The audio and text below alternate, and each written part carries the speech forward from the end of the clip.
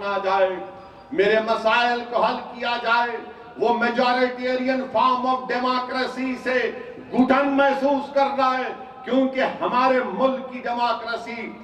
پارلیمانی نظام پارٹیسپیٹیو form of democracy ہے، جس کو اردو میں کہتے ہیں کہ شراکت داری کی جمہوریت۔ آج ہم کو شراکت داری کی جمہوریت کو مضبوط کرنا ہے، شراکت داری کی جمہوریت کو بحال کرنا ہے۔ شراکت داری کی جمہوریت ہی اس بھارت کے غریب عوام کو ہر ایک کو موقع ملے گا۔